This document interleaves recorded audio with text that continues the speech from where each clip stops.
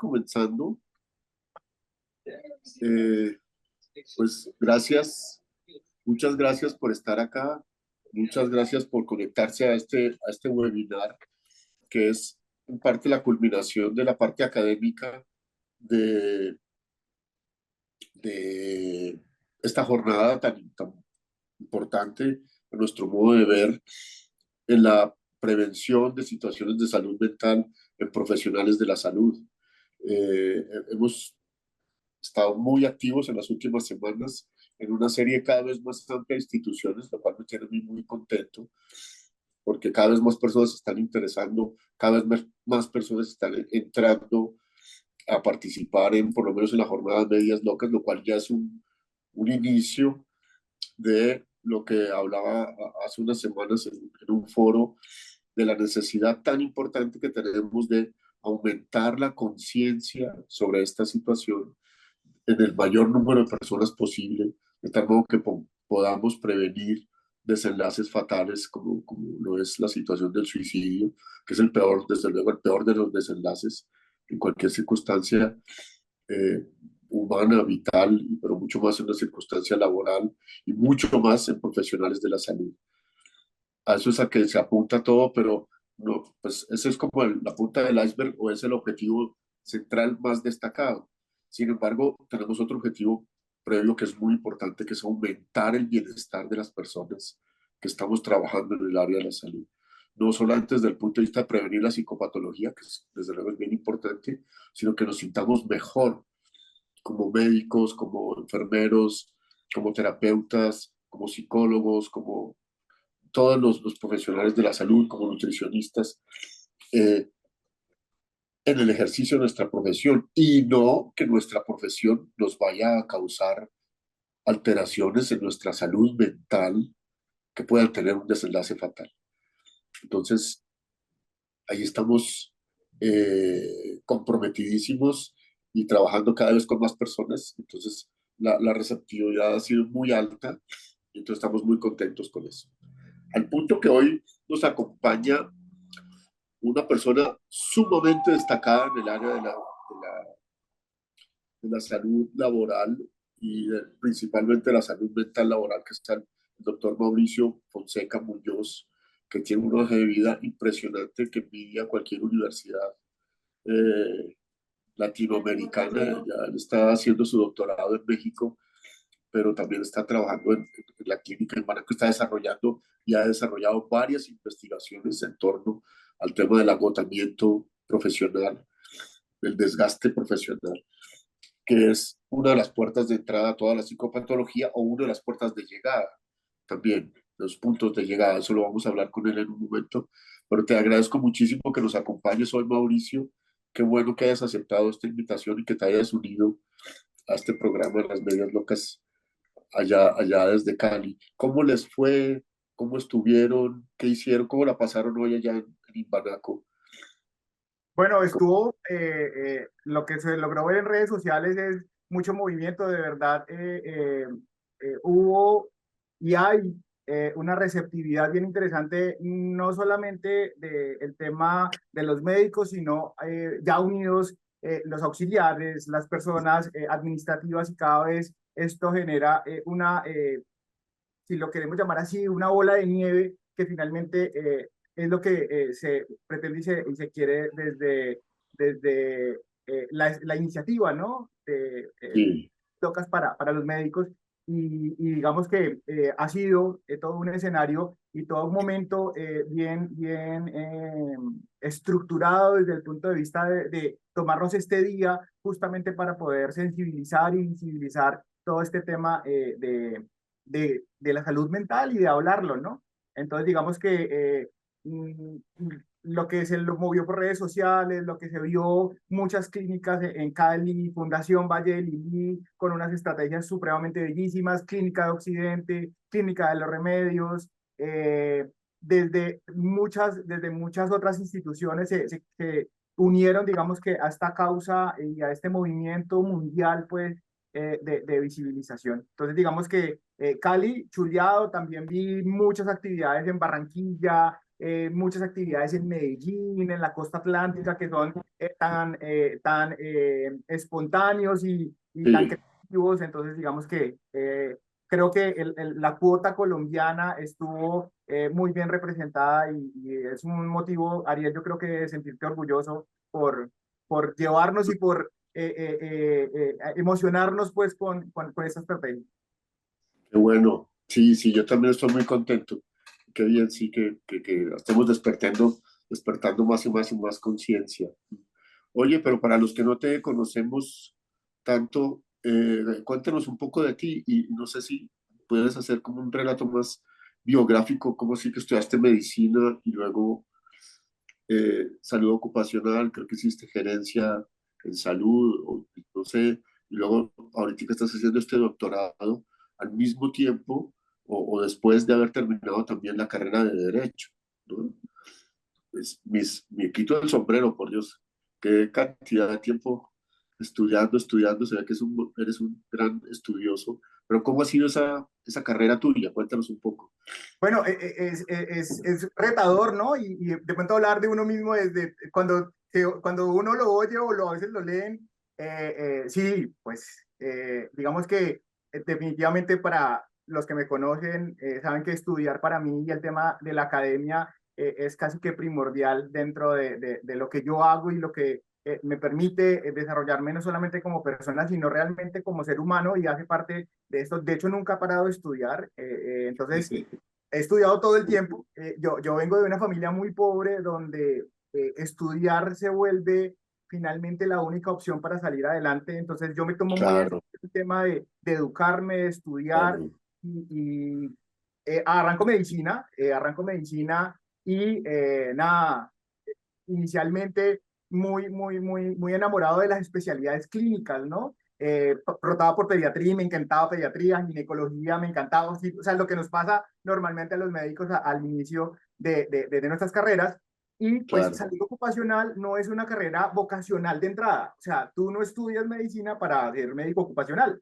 Entonces, pues tenía una dificultad y era que quería una especialidad apenas terminara pero que me dejara trabajar. Entonces ahí aparecen las especialidades de la salud pública. Entonces recuerdo que salud ocupacional era un hueso de materia en mi universidad. O sea, casi que nadie quería entrar a esas clases ni nada. Aparte no teníamos un profesor como muy apasionado con el tema. Entonces, pues eso sumado a que, pues lastimosamente los profes que enseñan salud ocupacional, pues lo hacen desde la academia y no desde la empresa. Entonces, digamos que desconocen muchas realidades y muchas vicisitudes que finalmente uno necesita conocerlas y ponerse las botas, como decimos en salud ocupacional, para entender los fenómenos que le ocurren a los trabajadores, más allá de un escritorio, de un libro. Entonces yo dije, esta especialidad que no le gusta a nadie, probablemente no voy a tener mucha competencia, entonces probablemente yo voy a poderme destacar pues frente a eso Claro, me tomo muy en serio el tema de la salud ocupacional, pues hago la maestría, la universidad me permite hacerlo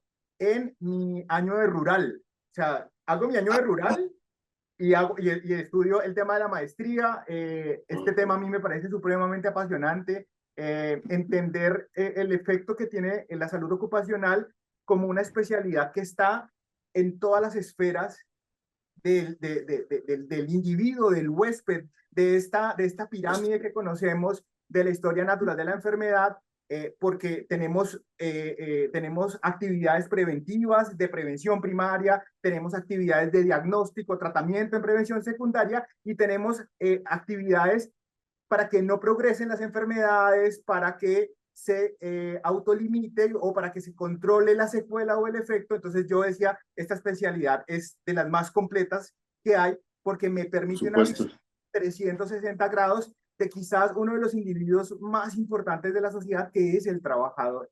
Y entendemos que Claro, trabajamos la mayor parte de nos la pasamos trabajando, nuestra mayor hora de vigilia, pues estamos trabajando, estamos siendo productivos y siento que el trabajo pues se vuelve este fenómeno importante pues estudiar desde el trabajador y bueno, ahí seguí haciéndole. Recuerdo mucho, esa es una anécdota, una vez llegó un paciente con un acompañante al consultorio y lo iba empujando en la silla de ruedas yo no generé como la expectativa que ellos pensaban cuando me preguntan, ay, ¿usted es el médico laboral? Entonces, claro, pues como la gente no tiene mucho contacto con los médicos laborales o ocupacionales o de la seguridad y salud en el trabajo, entonces como que se decepcionan un poquito de lo que ven en el consultorio. Y el señor, después, el que viene empujando la silla de ruedas, muy demandante, muy agresivo en el lenguaje conmigo. Y Ajá. finalmente, pues yo le digo, ven, espérate un momentico, entonces, no, usted tiene que escribir esto y tiene que escribir que es pensionado y bueno, entonces empezó a llenarme, entonces yo me empecé a sentir supremamente amenazado, invalidado, Claro, disminuido, minimizado. Entonces yo salgo de esa consulta muy tocado, entonces los que conocen Clínica Ibanaco, pues Clínica Ibanaco queda, si tú cruzas la calle Quinta y subes la loma, que es una tortura completa, está la universidad libre. Entonces yo salí con tanto desasosiego de esa consulta y yo dije, no, me tengo que escribir a derecho, a mí no me puede volver a pasar esto, que después el familiar dice que es el abogado del paciente, entonces ahí decido emprender este tema de estudiar derecho, que es, creo yo que es una carrera que deberíamos estudiar todos, porque sea para aumentar créditos o para mejorar tu perfil, sino realmente el desconocimiento de nuestros derechos hace que ocurran tantas cosas como las que ocurren actualmente y siento que el claro, claro. conecta justamente como sociedad. Y nada, viene pandemia, en pandemia hay un poco de tiempo libre, hago la especialidad en ergonomía y conozco la ergonomía que me parece que es una ciencia bellísima. De hecho, Ajá. pues considero que engloba la salud ocupacional como disciplina. Entonces, bueno, no es una discusión que vamos a tener ahora, pero conozco la ergonomía y estoy en el tema de que quiero iniciar el doctorado y estoy esperando el doctorado de ergonomía y está el doctorado en ciencias de la salud ocupacional. Me presento al propedéutico, que es como una postulación que hacen diferentes personalidades del continente para que la Universidad de Guadalajara en México contemple los mejores perfiles y los acepte. Creo que nos presentamos, si no me falla la memoria, unas 100 personas de toda Latinoamérica y Ajá. bueno, las sesiones de coloquio, de aprender, de informarnos, todo el asunto, yo presento mi propuesta, mi proyecto y pues tengo la grata noticia, la recibo en diciembre, fue de las cosas más espectaculares del mundo. Arranco pues el tema del doctorado. Un poco, Felicitaciones. en medio del desconocimiento, pero bueno.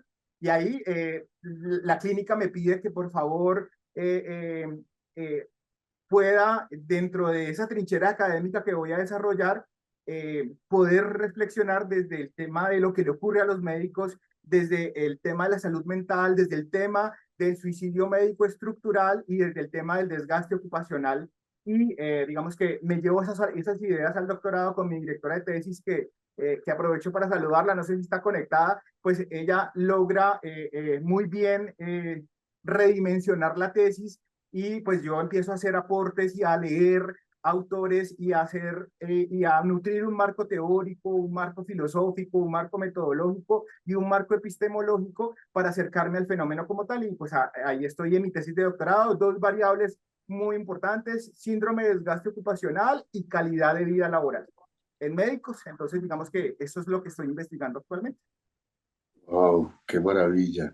¿Y por qué te interesaste tanto en este tema y por qué deberíamos todos saber del desgaste ocupacional Bueno, entre los trabajadores a la salud? si ustedes me lo permiten, Ariel, pues quisiera como contarles un poquito de dónde nace, digamos, ya este intenso interés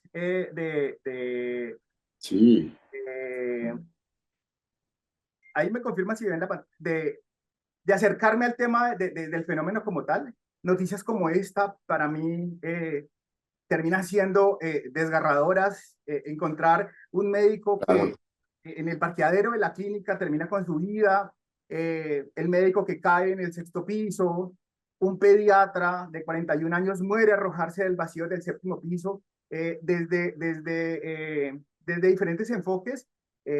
Terminar claro. con tu vida en el sitio de trabajo explica justamente muchas veces el fenómeno de esa sobrecarga laboral que es la que está produciendo ese desenlace tan desafortunado como es terminar con tu vida a causa del Claro, final. Después viene claro, un médico psiquiatra, también termina con su vida, el médico de Palmira, noticias como esta empiezan a mí pues a tocarme frente al tema del desgaste y finalmente pues la muerte de un médico que queda en un hospital muy reconocido de la clínica, que es muy cercano a nuestra clínica como tal, pues definitivamente me deja atónito y yo digo, pues pucha, necesitamos reflexionar sobre este problema y necesitamos ayudarnos a nosotros mismos. Miren, los peores pacientes somos los médicos. sí, claro, Y en el de tema lejos, mental, entonces, claro, por supuesto que sí, por supuesto que sí. Wow, pero entonces tienes una motivación ahí muy cercana, muy grande también, como la que nosotros por nuestro lado tenemos, y es que nos ha tocado también muy de cerca esta tragedia. Y uno sí piensa, yo he pensado muchas veces en mi vida en una reflexión que aprendí cuando estuve en Alemania, que estaba comenzando el auge del Partido Verde.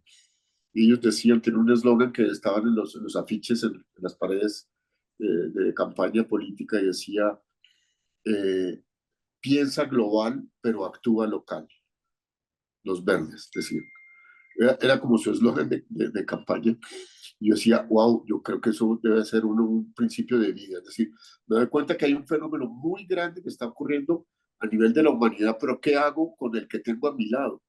Tengo que ocuparme, tengo que tener una responsabilidad sobre ellos y tal. Y eso yo creo que es parte de lo que tú también estás haciendo con esta, con esta dedicación. Qué bueno, pues te lo agradezco muchísimo porque me parece muy interesante cómo estamos estableciendo cada vez los que nos ocupamos de este tipo de fenómenos, cada vez más lazos más estrechos y más cercanos entre el mundo laboral, el mundo ocupacional y el mundo mental, y el mundo de la psicopatología.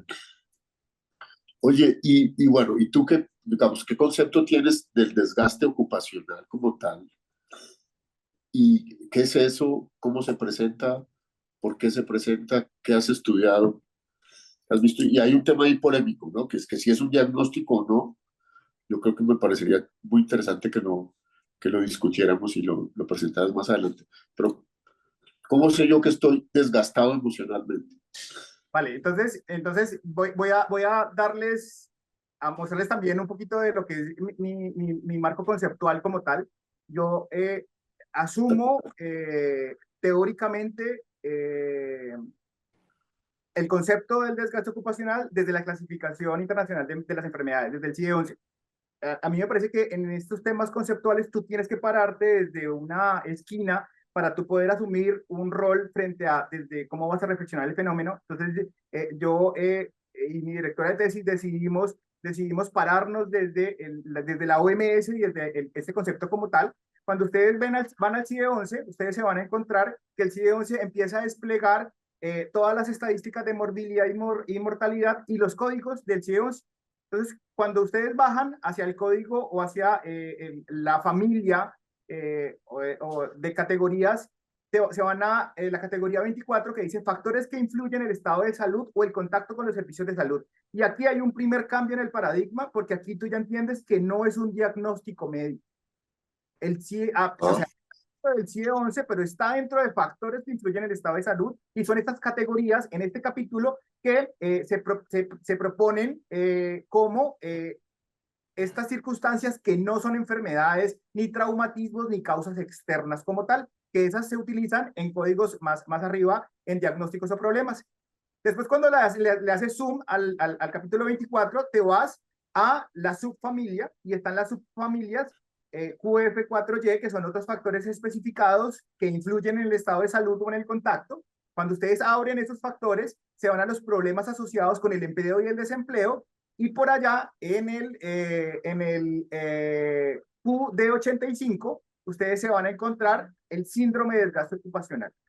El síndrome de desgaste ocupacional como una entidad padrona o padre, que son problemas asociados al empleo o al desempleo, y miren, lo describe claramente de la siguiente manera. Es un síndrome conceptualizado como el resultado del estrés crónico en el lugar de trabajo que no se ha manejado con éxito. Mi posición teórica es que no es un diagnóstico de la persona, es un fenómeno laboral. Es un fenómeno laboral que no ha sido gestionado con éxito por el lugar de trabajo como tal. Entonces, por Ajá. eso el diagnóstico de burnout termina siendo tan complejo porque hay algunas corrientes teóricas y de hecho conceptuales que dicen que sí es un diagnóstico médico, pero no puede ser un diagnóstico médico porque finalmente es el resultado de la exposición a este factor de riesgo en el cual yo he visto desempeñar, en este caso, pues al trabajador que es el médico como tal, que se caracteriza por sentimientos de falta de energía o el agotamiento, un aumento de la distancia mental con respecto al trabajo o ese cinismo o esa despersonalización o esa deshumanización que llaman tanto, y finalmente esa sensación de ineficacia, de esa falta de realización personal, de que ya para qué estudié esto, para qué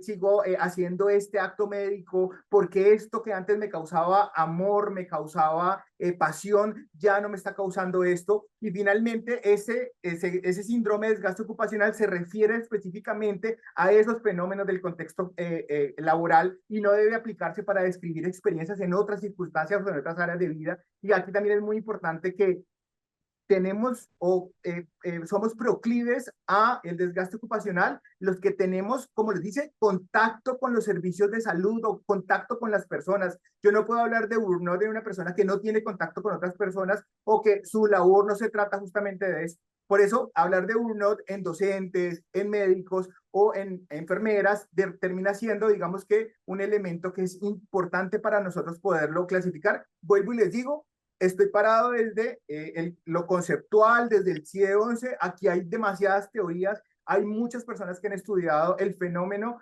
del desgaste Sí. ocupacional desde otras ópticas religiosas, culturales, étnicas, pero digamos que Ujú. yo estoy parado desde el tema del concepto, desde el concepto del CIE-11 como tal. Claro, maravilloso, maravilloso. Y la discusión ahí interesante es, el tema tú dices, es una condición médica, pero sin embargo, al describirlo, es una condición laboral, pero sin embargo, al describirlo, dicen, es un síndrome conceptualizado por el uso, no El sé qué, resultado del estrés crónico resultado, que no se ha exacto. manejado con éxito. Mm, eso me parece muy interesante porque desde una óptica, digamos, clínica, psiquiátrica, que yo veo el ser humano global, no solamente el ser humano que trabaja, aunque el que trabaja me parece muy importante, desde luego, porque es como el entorno en el cual se genera finalmente la psicopatología, ¿no? Pero también tengo que mirar el resto de elementos vitales para poder decir, venga, esta persona, digamos, está enferma realmente. Y yo ahí ahí sí me pongo el sombrero del psicoanalista, que es un tema, es la enfermedad del diagnóstico psiquiátrico, digamos, que está en los códigos, tal, y el otro es el ser humano que sufre, ¿no? Ahora, cuando tú tienes que hacer un concepto laboral, desde luego, tienes que mirar, digamos, las normas, los requisitos diagnósticos para hacer un diagnóstico apropiado. ¿Cumple los requisitos o no los cumple? Desde luego, es sumamente importante que sea así. Pero desde el punto de vista ya clínico, yo tengo que decir, venga, este es un ser humano que está sufriendo mucho. Y entonces es mi responsabilidad tratar de ayudar.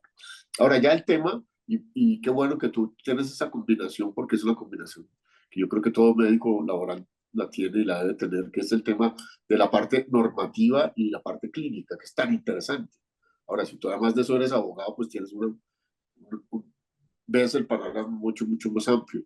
Pero bueno, más allá de esa discusión que es académica, me parece interesantísima. He tenido en los congresos de medicina el trabajo foros y paneles muy simpáticos con colegas y también con otras personas, en las cuales, pues ahí va, la discusión continúa, no nos hemos podido poner de acuerdo, pero muchas no tenemos necesariamente por qué ponernos de acuerdo.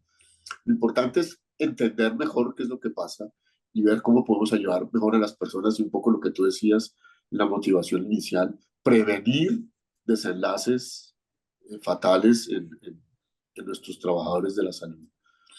Pero bueno, me encanta como ese rigor que tienes, además, porque además uno tiene que estar claro con los conceptos, porque si no, después, ¿cómo hace por organizar su investigación? Pero hace un momento conversábamos así fuera de cámaras, ¿qué pasa con una persona que está agotada laboralmente? con un profesional de la salud? ¿Cuáles son como esos signos, síntomas, fenómenos, situaciones que se presentan con alguien? ¿Cómo puedo yo saber que estoy padeciendo de esta situación? Vale, entonces también, entonces voy a compartirles. Miren, eh, yo he estudiado este fenómeno en diferentes contextos y momentos, y yo me he dado a la tarea, mi tesis es una tesis mixta. Entonces, un poquito para los que no saben de investigación, las tesis mixtas son una tesis cuantitativa, una tesis cualitativa, que después se mezcla en una tesis mixta. Cada una tiene un rigor metodológico diferente. Si me lo permiten, es hacer tres tesis. Entonces, digamos que Wow. académicamente hacer una Ah, tesis mixta claro, termina siendo el tema más complejo y más, digamos, más retador dentro de la investigación, porque es hacer tres tesis realmente. Entonces, yo he declarado también que los fenómenos mentales no se pueden estudiar desde una fase cuantitativa solamente.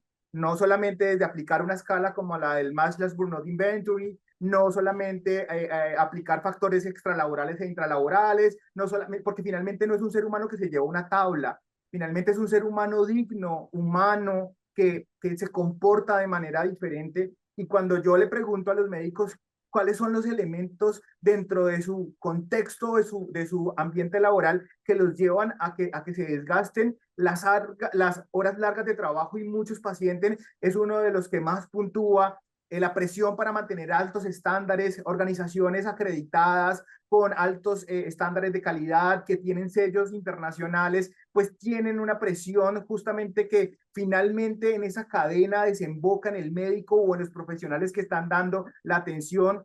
Las experiencias emocionales intensas, la muerte, la vida, el nacimiento, la mala remuneración, la burocracia termina siendo un elemento supremamente desgastante para los médicos, que yo me tenga que gastar más del 70% de mi consulta llenando formatos, diligenciando historia, haciendo clic y no levantando la cabeza y mirando a mi paciente, no tocándolo, no auscultándolo, pues hace que en esa carga administrativa que la hemos llamado burocracia dentro del tema de la salud, pues genere alto riesgo como tal, la alta carga administrativa, esa pérdida de la autonomía. Mire, el auditor no le autoriza esto, esto no está en el PGP, esto no está en el contrato, esto es por su prepagada, esto es por su EPS. Entonces, digamos que todas esos elementos que hacen que perdamos esa autonomía profesional, que nuestros turnos sean manejados por un cuadro y no por un deseo, pues, que a mí me esté llevando los conflictos éticos de si firmo, si no firmo.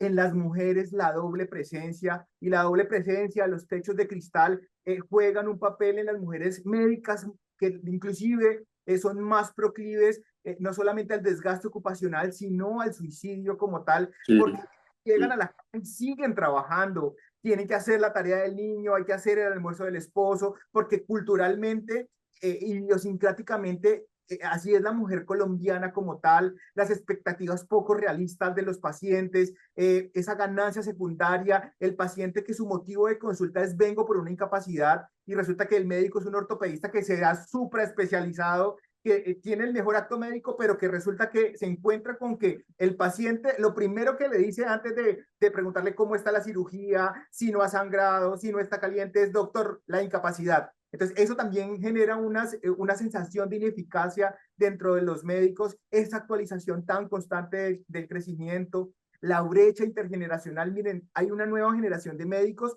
que no estamos sí, preparados para manejar. Son médicos que definitivamente tienen otras expectativas diferentes a las que tienen las generaciones anteriores como tal, si los queremos llamar así. Ese desbalance trabajo-vida personal, la exposición a riesgos a la salud, la precariedad, amenazas a litigios que en Colombia se está acrecentando cada vez más, los médicos que son demandados. Entonces ya tenemos un acto médico que termina siendo un acto médico donde yo me tengo que proteger porque lo que yo no escriba, pues eso va a terminar siendo. Entonces, y nos meten tanto temor, de hecho nos llevan a capacitaciones a decirnos, dentro de lo primero que dice la capacitación es que van a ir a la cárcel, van a perder su licencia, entonces todo eso genera una serie de sensaciones dentro del médico, y ahorita lo último que está pasando es esa incertidumbre en el sistema de salud que genera tanta presión en los médicos. Entonces, cuando yo veo todas estas variables como tal, pues son unas variables que a los médicos, pues definitivamente hacen que sí sientan presionados. Y miren, el desgaste ocupacional tiene muchas caras, no tiene una sola cara como tal y tiene no solamente una cara emocional, que es la más difícil de demostrar, sino tiene una cara física, que me salga acné, que me suene el celular y me dé inmediatamente daño de estómago, que me coma las uñas, que me arranque el pelo, que no pueda dormir, que fácilmente me vuelvo irritable. O sea, todos esos son unos signos que definitivamente tenemos que aprender a reconocer porque hay algo muy difícil y es que cuando ya estoy en desgaste, ya estoy quemado, ya estoy enfermo. O sea, ya no me puedo regresar porque no aplica esta teoría que en salud ocupacional tenemos que sacar del factor de riesgo al trabajador, hace que se autolimite por la exposición la enfermedad. Eso no pasa porque cuando yo ya me quemé, es el resultado de una exposición crónica, es una olla pitadora que ya estalló y el médico Sí, necesita apoyo y no sabe cómo pedirlo. No sabe cómo pedirlo, ¿sabe por qué, Doc? Por el ego, por el estigma ajá, asociado al psiquiatra, porque no tenemos esa capacidad de reconocer nuestra propia necesidad y tenemos en la cabeza esta palabra, yo lo puedo solucionar, la arrogancia que nos caracteriza como médicos, esa percepción sesgada de la salud mental, esa preocupación porque mi historia de vida se conozca, mi historia de vida quede escrita en una historia clínica, esa cultura también de la autosuficiencia y definitivamente la desconfianza que tenemos los médicos en los psiquiatras, en los psicólogos, en los psicoanalistas y en todas las personas encargadas de la salud mental. sí, Sí, ahí de respondí acuerdo. tu pregunta. Claro, claro, claro, claro. Muy bien, muchas gracias porque describes ahí el fenómeno de 20 digamos, circunstancias relacionadas con el tema y luego, desde luego, las consecuencias posteriores y el tema del estigma. ¿Mm? Ese es un tema, digamos, la campaña en medias locas, esa de lo que apunta, es uno de los puntos específicos. Rompamos el estigma. No somos ningunos superdotados. El tema es lo que tú dices de la arrogancia médica y que detrás de la arrogancia lo que hay es también muchos prejuicios, valores equivocados con los que hemos sido criados como médicos, pues los que ya somos mayores tenemos una deformación muy, muy importante alrededor de esta transmitida, además, como decían ayer unos muchachos que los que estuve conversando acerca de justamente el desgaste profesional, ahí entraríamos en una discusión porque todavía no son profesionales porque son estudiantes de medicina, pero este burnout, digamos, estos fenómenos se dan desde la facultad también, y el estigma también desde la facultad, que es un desprecio por todo lo relacionado con la psiquiatría y la salud mental, y luego un desprecio por aquellas personas que consultan por esta situación. Desafortunadamente eso es lo que estamos rompiendo, pero ahí las nuevas generaciones nos están ayudando muchísimo. En realidad decir, venga, yo soy vulnerable, yo soy ser humano y mi dolor debe ser atendido, debe ser tenido en cuenta y si no, entonces yo me voy. Entonces ahí es el problema de la empresa, cómo hacemos para retener el talento humano en general de la gente joven.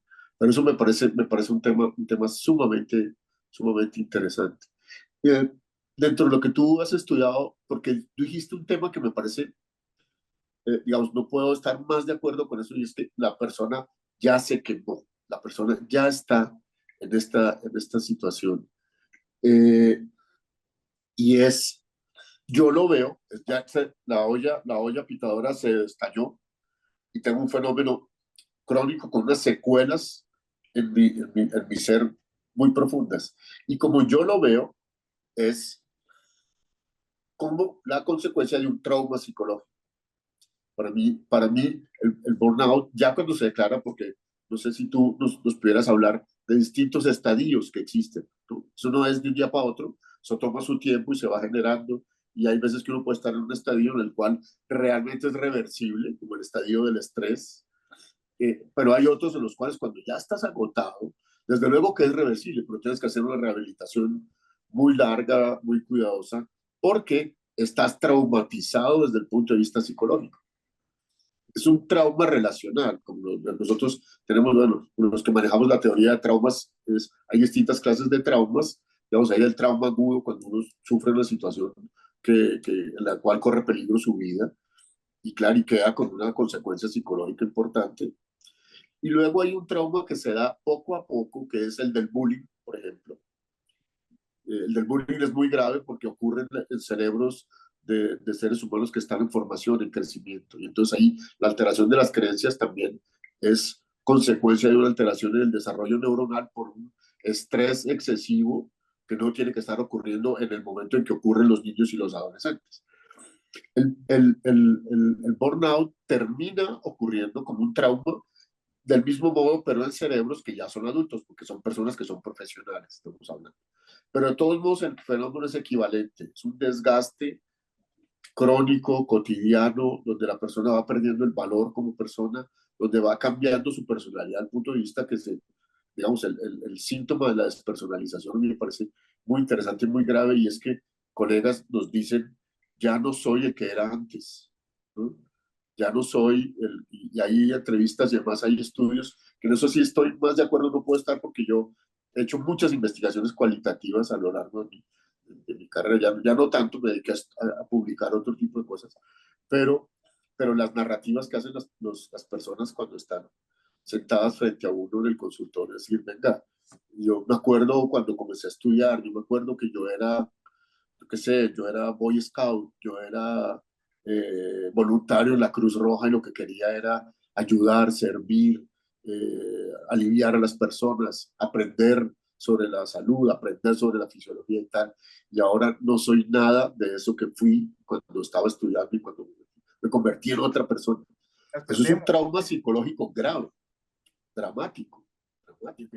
Y ahí es las donde en muchos casos apuntamos, digamos, nuestras baterías terapéuticas y venga, tienes que volver a ser el que eras antes. ¿Cómo lo hacemos? Y bueno, hay distintas modalidades de terapia, pero de paso digo que la rehabilitación, por lo menos la que nosotros impulsamos, tiene en cuenta el trauma. Es como si la persona tuviera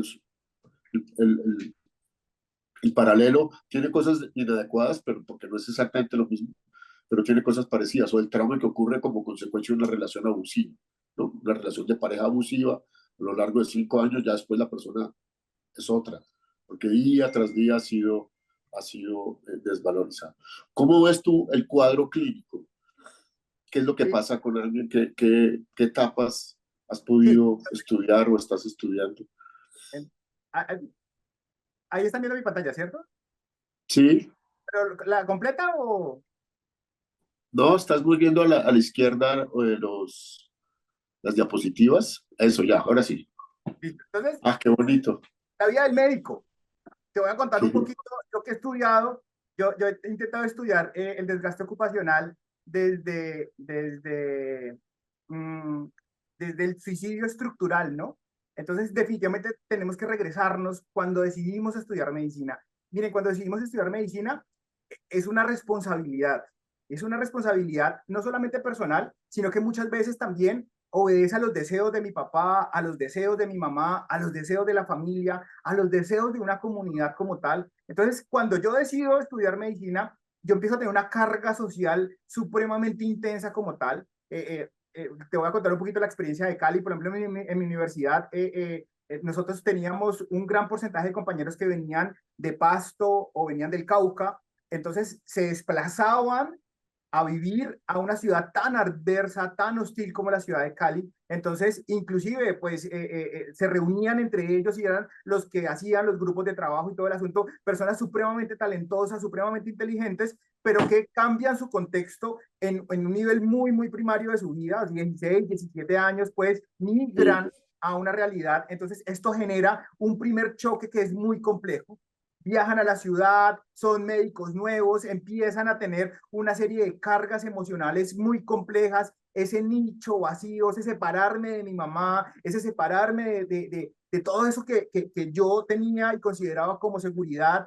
Después, este médico entra a la universidad y la universidad también es un ambiente hostil, un ambiente de competencia, el que más horas estudie, el que más trasnoche es el mejor estudiante, el que más tome café, el que más tome vigía, el que más... Entonces empezamos a tener una lucha entre nosotros, el tema de la nota que termina siendo tan importante. Yo vi compañeras llorando con 4.9 porque ellas no se podían permitir el 4.9 y vi Claro, compañeros supremamente satisfechos con un 2.97, entonces con elementos de afrontamiento supremamente complejos, con una red de compañeros bien complicada. Después este médico empieza a tocar pacientes, pasa de las clínicas a las básicas. Nosotros en mi universidad cambiábamos de color de uniforme.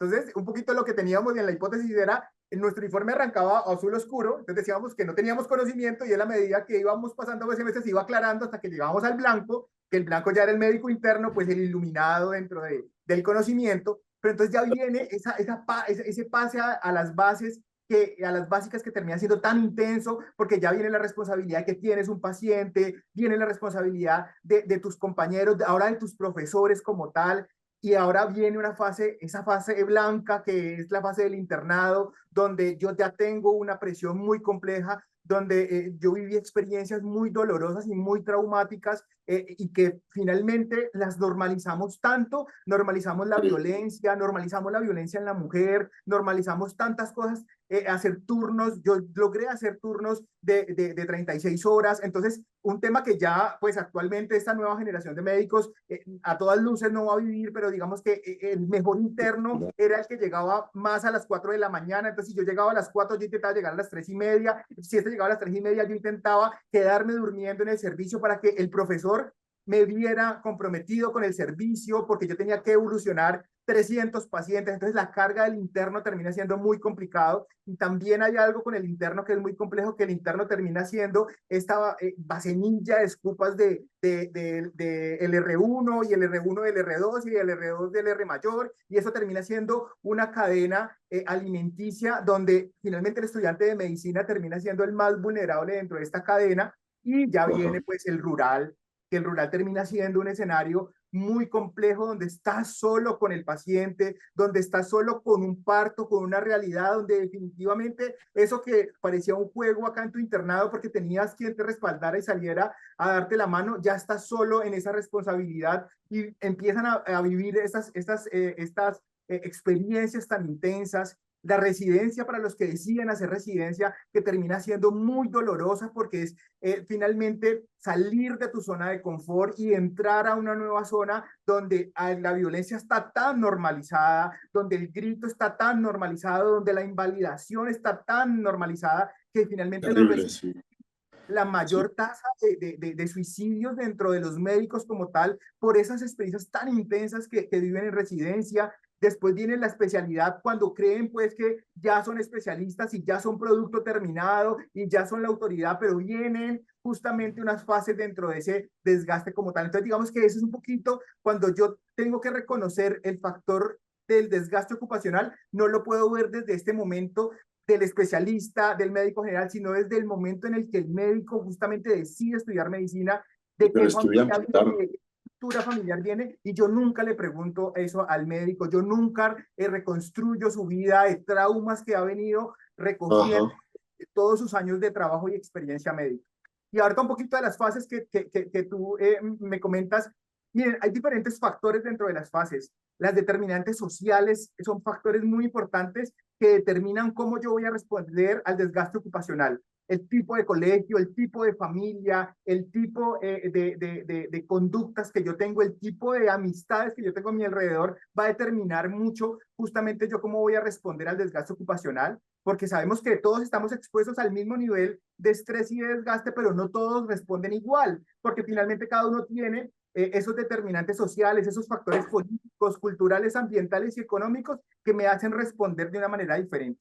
Entonces, un poquito, yo dividí justamente este tema del desgaste en diferentes fases, y digamos que yo tengo un inicio y un desenlace que es finalmente el desgaste como tal. Entonces, yo les propongo que en esa fase uno hay una idealización. Esa es una etapa inicial. Los médicos no, generalmente estamos satisfechos con nuestro trabajo, tenemos una visión de que es un papel interesante dentro de la sociedad, salvo vidas, tengo una remuneración que no tenía porque vengo de no tener plata, durante toda mi carrera y resulta que mi primer sueldo son 7, 8 o hasta 10 salarios mínimos. Entonces, digamos que eso genera un cambio dentro de esa luna de miel. Después esa luna de miel pasa a una fase de estancamiento. El médico comienza a notar una discrepancia entre esas expectativas y esa realidad que tiene. Empieza a ver un declive en su energía, en la satisfacción que tenía, lo que antes me producía placer, gusto, levantarme, irme a turno, ponerme la bata, saludar a mis compañeros, empieza a generar un cambio interno. Hay unas primeras señales de agotamiento donde yo empiezo a ver a este médico que deja de sonreír, se aísla, empieza a tener unos comportamientos que empiezo a verlos desde el tema, desde el punto de vista de la vulnerabilidad. Y miren, aquí nosotros los médicos somos muy importantes porque también lo podemos notar en nuestros compañeros y podemos nosotros ser actores de cambio y transformadores en esos momentos como tal. Cuando yo noto a este compañero que estalla mal, que responde mal, que es el que más quejas le están colocando y la organización en vez de ir a abrazar al de las quejas, pues lo que hace es punitivizarlo más y entonces resulta que lo ponen en una cartelera de los médicos con más quejas y entonces empiezan a generar una serie de escenarios que empiezan a profundizar y esa fase de estancamiento pasa a esa fase de frustración, ya esa carga laboral, esos recursos comienzan a percibirse como abrumadores, los médicos empiezan a sentirse cada vez más frustrados con el sistema, el tema burocrático, esa falta de reconocimiento hace que entren en conflicto para pasar después a una fase de crisis. Ya estoy insatisfecho, la desmotivación se me intensifica como tal, ya me da igual si me despiden, ya me da igual si no voy a trabajar, ya me da igual el memo, ya me da igual si me ponen en la cartelera como el médico con más quejas, empiezan a haber síntomas de agotamiento emocional, esa despersonalización empieza a verse más evidente, ya no quiero que el paciente se suba a la camilla, ya no quiero insuflarle para tomarle la presión, ya empiezo a dejar de hacer prácticas que yo hacía cotidianamente cuando exploraba un paciente, esa eficacia profesional empieza a disminuir y los médicos empiezan a dudar de su competencia y de su valor para finalmente entrar en esa fase de agotamiento que culmina este proceso donde ellos ya experimentan un colapso de su capacidad para funcionar eficazmente en el trabajo y ya no solamente en su trabajo, sino en su vida personal. Ya el conflicto no lo tiene solamente en la clínica, sino en su casa, con sus amigos. Ese agotamiento empieza a verse con conductas que son unas conductas que hay que reconocerlas rápidamente, que son esas conductas adictivas, esas conductas al cigarrillo, Ajá. cigarrillos, a esas conductas al alcohol, esas conductas a las drogas como tal, porque empieza justamente a buscar formas de salir y formas de fugar y de olvidarse y de bloquear justamente toda esa fase de colapso que tiene y esa despersonalización ya se ve supremamente marcada, ya no interactúa con los demás, ya ese logro personal termina siendo muy bajo como tal, ese reconocimiento y esa autopercepción como tal. Entonces, digamos que esas son las fases que yo he mapeado como tal. Esto no está en ningún libro, digamos que es un poquito como yo intenté esquematizarlas para poderlas mostrar cómo empiezan a comportarse y cómo yo empiezo a reconocer tempranamente estas fases para yo llegar al agotamiento. Ajá. Wow, sí. Pues lo has descrito con una claridad, pues, maravillosa, asombrosa. Te agradezco muchísimo y qué bueno, se nota la pasión con la que estás asumiendo yo esta tesis, pero no creo que solamente ella, sino en general tu vida y tu vida laboral. Qué maravilla, Mauricio, muchas gracias. Mucho ¿Qué gusto. podemos hacer? ¿Qué podemos hacer para prevenir? Digamos, desde el punto de vista de, digamos, ya de médico laboral, digamos, doctor, prevengamos este fenómeno acá en esta clínica. ¿Qué ha sido eficaz? ¿Qué es lo que más ayuda a la gente a no entrar en estos círculos que acabas de describir de este modo tan claro? Desde mi hipótesis como tal, yo sigo insistiendo de que no es un diagnóstico médico, yo considero que no tengo que hacerle nada al médico, Ajá, porque te digo, el médico, o sea, es el que está expuesto. Entonces, lo primero que yo tengo que hacer es pensar que el problema es el médico. Si yo no reflexiono sobre eso, Y si yo como institución no entiendo que el problema no es del médico, ni de los elementos de afrontamiento que él tenga, ni de los determinantes sociales a los cuales él estuvo expuesto, si yo no entiendo que no es el problema del médico, yo voy a dar un gran paso para entender que el burnout es un fenómeno laboral y yo no tengo que intervenir al médico, ni darle medicamentos al médico, ni darle terapia al médico, ni nada, sino que yo tengo Claro, que mejorar ese contexto laboral en el cual él está obligado a trabajar. Y si yo no mejoro el tema del contexto laboral, nunca voy a poder mejorar el desgaste del médico porque simplemente voy a hacer lo que dice la pirámide de la jerarquía de controles. En la pirámide de Nayos de jerarquía de controles dice que lo más la medida de control más importante para prevenir el desgaste ocupacional, si lo llamamos desgaste o cualquier otro tipo de riesgos, es la eliminación. ¿Y qué es la eliminación en este caso? Quitar al médico, y eso es lo que pasa. sacarlo del... Lo Claro, sacan del partido, lo sacan con diagnósticos de desgaste, de depresión, de burnout, de todo el asunto. Entonces, después viene otro elemento de control que es la sustitución. Y la sustitución es cambiar un riesgo por otro de menor intensidad, y entonces resulta que al médico empiezan a restringirle cosas. Entonces ya no haga noches, ya no haga, entonces como si él tuviera la culpa de todo el escenario. Después vienen los controles de ingeniería, los controles administrativos y finalmente los elementos de protección personal, que digamos que es lo que dice la jerarquía que debo hacer para controlar un factor de riesgo. Y esto finalmente termina minimizando al médico como si él fuera el sujeto culpable del desgaste y él es la víctima del desgaste.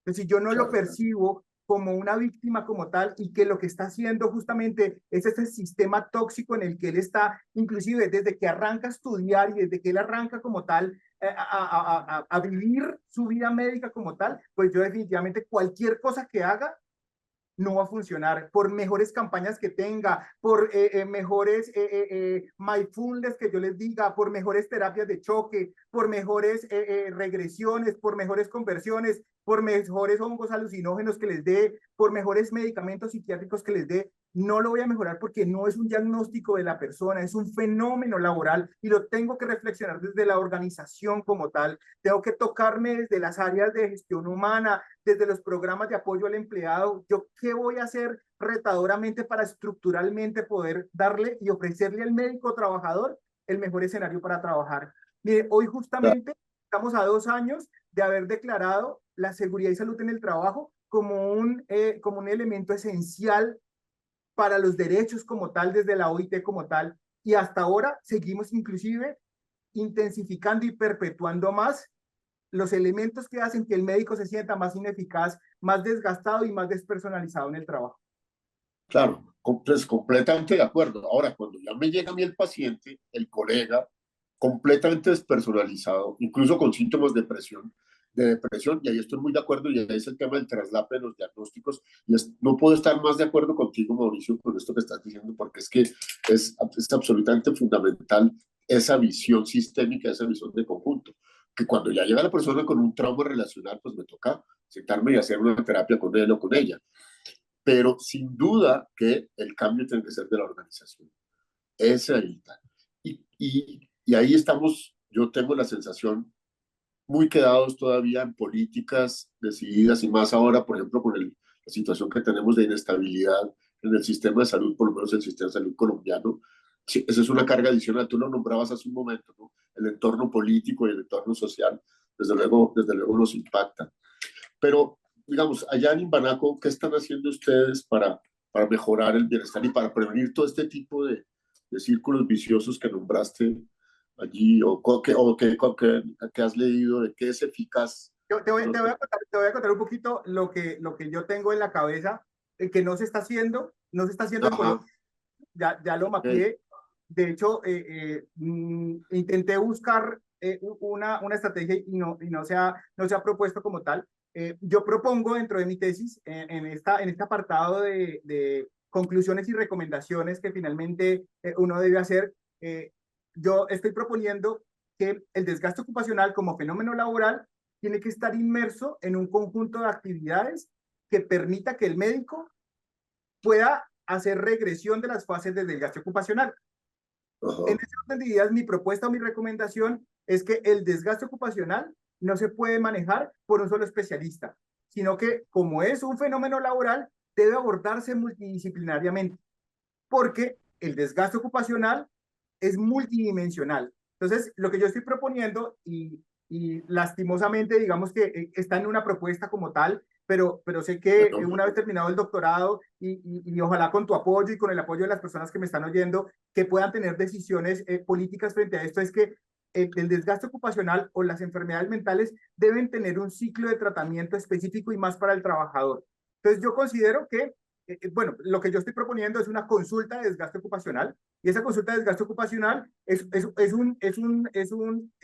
un hilo conductor dentro de las atenciones que arrancan, como es una enfermedad, en mi hipótesis, producida por el trabajo, pues debe arrancar con un médico del trabajo, un médico ocupacional, un claro, médico laboral, que sea el que arranque este proceso, que conecte inmediatamente con un psicólogo, que sea laboral, que conozca el contexto organizacional como tal. Un psicólogo clínico me da grandes aportes, pero digamos que como es una enfermedad del trabajo, y acuérdense que yo no estoy pensando que el trabajador es el que está afectado, pues el psicólogo laboral definitivamente tiene unos elementos que a mí me hacen entender mejor el fenómeno. El psiquiatra es supremamente vital dentro de este equipo de la consulta de desgaste ocupacional. Definitivamente una persona encargada de la nutrición es súper importante dentro de este equipo como tal. Dentro de este equipo también debe haber, en la clínica tenemos deportólogos, entonces cuando yo interactúo con los deportólogos, uno piensa que el deportólogo está solamente en los partidos de fútbol y resulta que ellos son los dadores de los planes de entrenamiento, de los que recomiendan el ejercicio como tal. Entonces yo siento que un deportólogo dentro del equipo va a cambiar justamente también todo ese paradigma. Desde el tema espiritual, yo creo que debe haber, de acuerdo a esa creencia que tenga el médico, ya sea si podemos invitar al cura de la iglesia, si podemos al líder espiritual que tenga la persona, vincularlo dentro de ese proceso, porque nos parece supremamente importante ahí vincular a un médico de familia que pueda hacer intervención no con el paciente, sino con la familia de él, para yo finalmente poder acercarme desde diferentes enfoques a eso que le está pasando al médico como tal, para terminar con un coach que permita finalmente darle estos elementos de organización, estos elementos de motivación que terminan siendo tan importantes como tal. Y digamos que esa es la propuesta que yo estoy haciendo. El desgaste no se puede trabajar desde un consultorio ni desde una única consulta. Como es un síndrome crónico, tiene que manejarse como una enfermedad como tal, como una enfermedad de alto costo, porque nos está costando la vida a los médicos. Y si yo no claro. apuesto por un modelo que logre integrar todas estas especialidades que yo te estoy proponiendo, yo difícilmente voy a poder rescatar a un médico de estos desenlaces tan complejos, de esta tristeza que los está albergando, de estas sensaciones que están teniendo, porque muchos la están pasando mal y la estamos pasando mal, y la pandemia lo que ha venido es solamente a mostrarnos justamente eso que está pasando. Y yo creo que tener conversaciones sobre salud mental termina siendo tan importante ya. Entonces, Claro, claro, claro, por supuesto. Bueno, sí, les ruego el favor que apaguen el micrófono. Ya estamos terminando y vamos a pasar a las preguntas del público. He visto algunos comentarios en el chat, pero quería preguntarte para finalizar, y estando completamente de acuerdo, es el tema que yo toco en el capítulo sobre burnout en el libro mío de bienestar y resiliencia en profesionales de la salud, que el manejo tiene que ser interdisciplinario, por supuesto. Y a nivel de la prevención, ¿qué has visto tú, Mauricio? ¿Qué es lo que más previene, mejora que este tema no se llegue a presentar? Claro, tú describiste la historia clínica, la historia natural, digamos, de la situación de la enfermedad, que arranca desde que el estudiante, el bachiller, decide comenzar a estudiar medicina. Pero ¿qué has notado tú en entornos médicos que funcione mejor para prevenir que lleguemos a esta cascada de las fases que acabas de describir? y también ya lo dice la literatura, las redes de apoyo. Ajá. Apoyo ¿Cómo es eso? sí, ¿Cómo son son las redes de apoyo? quizá los elementos de prevención primaria más valiosos para evitar que yo pueda desarrollar el burnout. Entonces, si trabajamos en redes de apoyo que me permitan justamente sostener a este médico, sostener este grupo, pues yo voy a tener una mejor respuesta frente a eso. Magnífico, sí. Llevo no sé cuántas, ya esta semana he hecho como webinars, charlas, conferencias, foros, presentaciones, y no hago otra cosa que decir eso que tú estás diciendo, las redes de apoyo. Desde mi postura personal, profesional, también, pues, no sé, las formas que he estudiado y tal, trabajamos muchísimo el tema de la compasión y la autocompasión. El desarrollo de la compasión por mí mismo, por toda esa hiperautoexigencia que tenemos en muchos casos, que es, pues, terminas gastándonos tanto, y el tema de que yo cuide a mi compañero.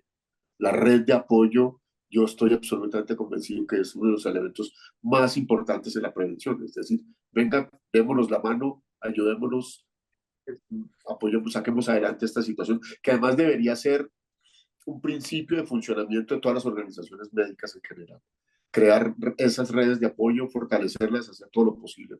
Y todo el tema de bienestar, desde luego, es muy importante. Mauricio, creo que podamos estar aquí un par de horas más hablando, porque se ve que es un tema que te apasiona tanto a ti como a mí. Te agradezco muchísimo por tu conocimiento. Yo creo que esa tesis la vamos a esperar Colombia y Latinoamérica y el mundo. Yo creo que se esperan porque una persona así como tan convencida, tan clara y tan apasionada es lo que necesitamos. Esas son las personas que cambian el mundo realmente y de verdad. Te felicito, te agradezco muchísimo. No sé si en el chat, Paula, haya alguien que haya escrito algo o alguien quiera hacernos alguna pregunta para Mauricio o para mí, porque lo vamos cerrando.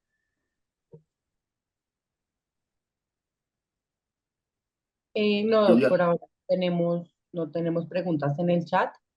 Solo un comentario de la doctora Sandra, quien nos indica que un médico general gana mucho menos, que no llega a los 7 o 10 salarios mínimos, sino que pues está entre 3 o 4 salarios mínimos, incluso en algunas situaciones se puede presentar 2 salarios mínimos. Totalmente. De pronto en el apasionamiento dije los 10 salarios y de pronto le hizo, pero sí, la doctora tiene toda la razón. De verdad, voy a decir algo que va a sonar un poquito feo, pero hay otras profesiones más artísticas, con menos responsabilidades, que tienen el mismo sueldo o quizá unos sueldos superiores a los que tiene el médico como tal. Y eso también es una fuente, pues, de esa ineficacia en la que yo me siento. No, Ariel, pues nada, a ti muchísimas gracias. Estoy siempre a la no. orden. Y nada, Gracias, gracias, Mauricio. tenemos ahí Una, una mano levantada. Doctor Ricardo, desde Chile, ¿cómo ha estado? Placer saludarlo. Bueno, en primer lugar, gracias, doctor Ariel Alarcón, por este espacio de apertura, ¿no? Que están sí, dando al doctor Mauricio Fonseca Muñoz, como usted lo muy bien lo relató. No, no solamente es un tesoro de Colombia, sino que es un tesoro de América Latina sí. y así como él va creciendo, yo creo que va a ir a otras fronteras. Así que solamente activé la manito y el micrófono para saludarlos y para darle el apoyo a esta joven promesa que tiene mucho mucho que dar para la sociedad latinoamericana y el mundo. Felicidades, Mauricio. Muchas gracias también. Claro que sí.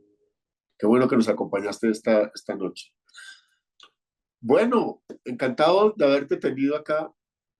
De verdad, de nuevo, un abrazo grande y me parece fundamental que sigamos este diálogo.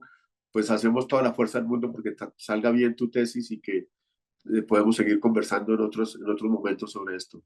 Por eso, un abrazo muy fuerte. Cuando vaya a Cali, seguramente nos sentamos a tomar un café o una cerveza y a conversar cómo va todo por allá. Muchas gracias a todos los que nos acompañaron. Gracias a los que se pusieron sus medias locas. Veo una mano levantada, Germán. No sé si quieres prender tu micrófono y tu cámara para la última pregunta. O no sé si no está por ahí, Germán. Eh, gracias a todos los que se pusieron las medias locas. Gracias a todos los que subieron sus hashtags con el hashtag a sus redes sociales. Esto es una red de solidaridad que estamos hablando, lo acaba de decir Mauricio. Lo que más nos ayuda es el apoyo entre pares, lo que más previene es el apoyo entre pares. Y estos ocurren con base en las conversaciones profundas que podamos llegar a tener uno a uno, que es de lo que se trata en el fondo esta campaña. Entonces, seguimos pendientes. Tenemos en septiembre el tema del Día del Suicidio, que como somos la profesión, una de las profesiones mayor en riesgo de realizar suicidio, entonces nos compete completamente. Y seguimos en contacto con nuestras redes sociales. A toda la gente, ya perdí la cuenta, 60 y pico de organizaciones, por lo menos en Colombia, que participaron en la campaña, que nosotros nos enteramos, pero en realidad hay mucha gente que por su cuenta está armando programas, y eso está magnífico. Gracias por todo lo que pueden hacer por el bienestar de los profesionales de la salud. Abrazos y bueno, seguimos en contacto. Muchas gracias. Adiós, Chao. adiós, hasta luego. Gracias, hasta luego.